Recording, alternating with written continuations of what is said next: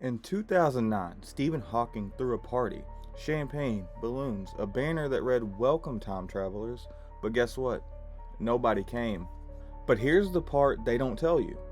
Nobody was supposed to come, because Hawking didn't send out the invitations until after the party was over. It was an experiment. If time travel to the past is ever invented at any point in the future of the human race, then someone, someday, could read that invitation and attend. The empty room was his evidence that time travel never gets invented. That's the official story. But the same man who proved the room stays empty also spent years of his life on a theory he called the Chronology protection conjecture, a proposed law of physics whose entire job is to stop time travel from happening. And here's the question nobody asks. Why would one of the greatest minds in history need to build a protection against something that's, well, impossible? You can't build a lock for a door that doesn't exist. Right now, the most powerful machine humanity has ever constructed is sitting dark under the French-Swiss border. When it wakes up in 2030, it will be a different machine, 10 times more intense than the one that went to sleep. Today we're asking the question the press releases won't. When they flip that switch, what happens to time? This is the Great Awakening. Let's get to it.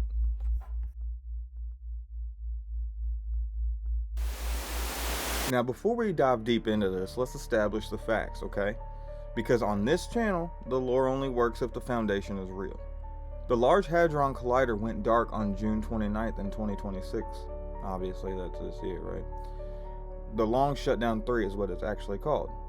For 4 years, crews will be building the machine into something that's called the High-Luminosity LHC. And here's the first thing you need to understand, because almost everyone gets it wrong. The upgrade doesn't make the collisions more powerful. It makes them more frequent. Luminosity means collision rate. The High Lumi upgrade multiplies the number of particle collisions by a factor of 10. Same energy per crash, around 14 trillion electron volts, but 10 times as many crashes. Think of it this way. They're not building a bigger hammer. They're building a hammer that strikes 10 times as often. Now, why does that matter for today's question? Well, because physics at this scale is a numbers game. The strange stuff, the exotic, 1 in a million events, 1 in a trillion events, only shows up when you roll the dice enough times. CERN's own scientists will tell you the entire point of High Lumi is to catch rare events. The old machine was statistically too low to see. So let's sit with that. The official mission of the 2030 reboot is to make the rarest possible things happen more often. So the first honest unknown of the reboot isn't some hidden document, it's right here in the mission statement. They are deliberately increasing the odds of events no human has ever observed. By definition, you cannot fully predict what you have never seen. That's not me talking, that's just what Discovery Machine means. Now let's bring in the man himself. Because Stephen Hawking, not a YouTuber, not an anonymous forum post, Stephen Hawking put a warning about this exact machine category in writing. In the preface of a 2014 book called Starmus, Hawking wrote about the Higgs field, the invisible energy field that gives everything in the universe its mass. And what he wrote is one of the most quietly terrifying paragraphs in modern science. He warned that the Higgs potential might become metastable at extremely high energies. And if it did, the universe could undergo what he called catastrophic vacuum decay, a bubble of true vacuum expanding outward at the speed of light, rewriting the laws of physics as it goes. Inside the bubble, atoms as we know them can't exist. Chemistry can't exist. You can't exist. Think about how scary that shit is for a minute. And the line that keeps researchers up at night, Hawking said this could happen at any time, and we wouldn't see it coming. You can't see it coming. It arrives at the speed of light. The warning and the event are the same moment. Now, the honest frame, because you know that's how we do it here. Hawking said himself, the energy required for this is around 100 billion giga electron volts. The LHC, even the upgraded one, operates millions of times below that threshold. Hawking noted a collider capable of it would need to be bigger than the planet Earth. And CERN physicist John Ellis went on record. The LHC's collision cannot trigger this instability. The energies are far too low. Cosmic rays slam into our atmosphere at higher energies than the LHC produces every single day. And the sky hasn't fallen. So no, the mainstream position is that the reboot cannot pop the bubble. And I'm telling you that plainly. But here's where the conspiracy lens turns, and it turns on one word Hawking used: metastable. Metastable means the universe isn't sitting at the bottom of the hill. It's resting on a ledge. Stable for now, but there's somewhere further down to fall. And when physicists calculated the mass of the Higgs boson, they found something genuinely eerie. It sits almost exactly on the knife's edge between a stable universe and an unstable universe. Not comfortably safe, not doomed, but balanced. One physicist at Fermilab put it this way: there's no known principle that explains why we'd be sitting right on the edge. The community's question is simple. In an infinite universe of possible values, why is ours precisely balanced on the line between existence and erasure? A skeptic calls that coincidence. This community calls it a setting. And you don't find a dial set on a knife's edge unless someone or something set it there.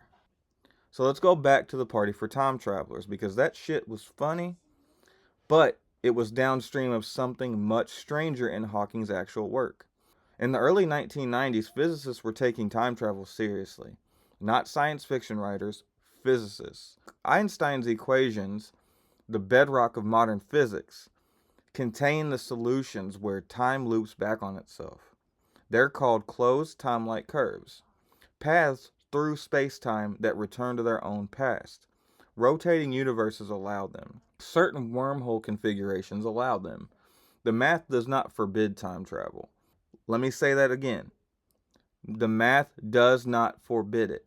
This bothered Hawking so much that in 1992 he proposed the chronology protection conjecture. This is the idea that some undiscovered law of physics steps in and destroys any time machine at the exact moment it would start working.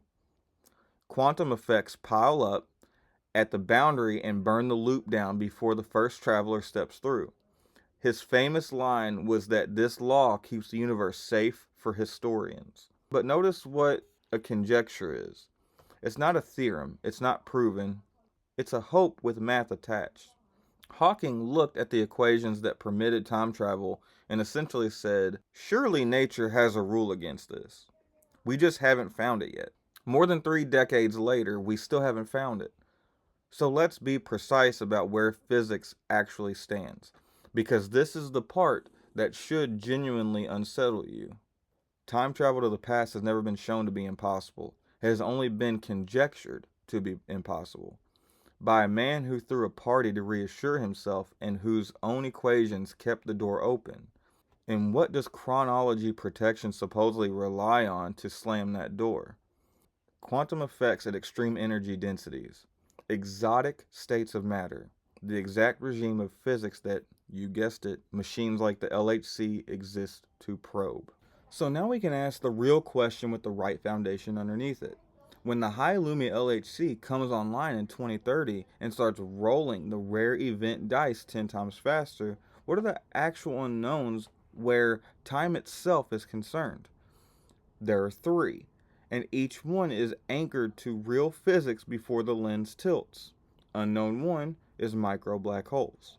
Some theories with extra dimensions predict the LHC could, now in principle, produce microscopic black holes. When this was first raised, the safety answer came from, once more, Stephen Hawking. His most famous discovery, Hawking radiation, says black holes evaporate, and the smaller they are, the faster they die. A micro black hole could vanish in a flicker, harmlessly. But, hold on. Notice the structure of the safety argument. The official reassurance rests on a phenomenon, Hawking radiation, that has never been directly observed in nature, Not even once. It's brilliant math, though. It's almost certainly right. But the seatbelt on this machine is a theoretical prediction, and the black holes aren't just gravity wells. In relativity, there are places where time itself deforms. The time near a black hole runs slow. Time inside one may, in some solutions, trade places with space.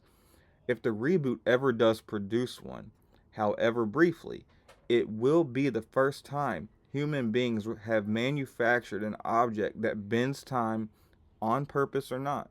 Our second unknown here is the dice and the timeline. Remember the mission: 10 times the collisions to catch events too rare to have ever been seen. The community's argument goes like this: every high energy collision is a tiny hammer strike on the deepest layer of reality, the quantum foam, where some physicists believe space-time itself is stitched together. One strike could be nothing. A trillion strikes, still probably nothing, but the entire premise of high lumi is that quantity changes what's possible. If reality has a seam, and the honest answer is that nobody knows what space-time looks like at the smallest scales, that's precisely the open problem of quantum gravity. Then the machine designed to find rare events is also the machine most likely to find the seam. Now, the Mandela effect community has been saying for a decade that the seams are already showing. In 2030, the strike rate goes up tenfold. That gives us our problem number 3, the one-way door. Here's the piece that ties the whole series together. Hawking's vacuum decay bubble, if it ever occurred, wouldn't just destroy things. It would rewrite the constants of physics behind its wavefront. A new universe with new rules expanding at light speed, erasing the old ones so completely that no observer inside could ever know it happened. No warning, no memory, and no record. Now think like a theorist for a second. If a smaller local non-fatal version of a rules rewrite were even possible, a ripple instead of a bubble, what would it look like from the inside? It would look like nothing. It would look like waking up on an ordinary Tuesday where the Monopoly man never had a monocle and the bears were always spelled Berenstain. The most disturbing property of a timeline edit is that it is, by definition, self-concealing. You cannot catch it from the inside, which means the honest scientific answer to did the last restart change anything is not no, it's we have no way to know. So why 2030 and why all the silence about it? So let's unpack it. A machine that officially exists to make never before seen events more likely, a 4-year silence before the switch flips, a silence that was itself quietly rescheduled. A restart date that lands precisely on the year the world's institutions have circled for a decade. A safety case built on beautiful, unobserved theory. A universe measured to be balanced on a knife's edge for no reason anyone can name. And standing over all of it, a physicist, the greatest of his era, who wrote a warning about a bubble that ends everything without a trace, who proposed a law of nature specifically to prevent time travel, and who died without ever proving that law exists. The mainstream reads each of those facts separately, and separately each one is fine. This community reads them together, and together they form a question, not an answer. And remember, that's what we do here. The theory is the entertainment. The facts are the foundation. The question is this: if you were going to attempt something at the boundary of time, something with even a whisper of a chance of a ripple, when would you do it? You do it after years of preparation. You do it with a machine tuned in to maximize rare events. You'd schedule it for a year when every institutional plan already converges. And you would make very, very sure that if anything ever did shift, no one inside the ripple could ever prove the world had been different the day before. 4 years of silence. Then the dice start rolling 10 times faster. So, one last thing about that party in 2009. Hawking called the empty room evidence that time travel will never be invented. But there's always been a second reading, and even physicists joke about it. Maybe the invitation just hasn't survived long enough to reach them yet. Or maybe this is the reading this community can't let go of. A room full of time travelers is exactly what an empty room would look like, if they were any good at their job. The machine sleeps until 2030. The chronology protection conjecture remains unproven. And somewhere in Cambridge, there's a banner in storage that says, "Welcome, time travelers. Keep it. Just in case. Fucking keep it." What do you think wakes up with the machine? What is going to happen? Is time going to go faster? Is time going to go slower? Are our sons going to be our daughters? Are our daughters going to turn into our sons? Is everything going to be flip-flopped? I challenge you guys to go find the best representation of time travel that you believe to be true and drop it in the comments below. If you're new here, welcome to the Great Awakening. Welcome to Don't Drink That. But until next time, love you guys. Stay safe. Remember, don't drink that. I'm out of here. Peace.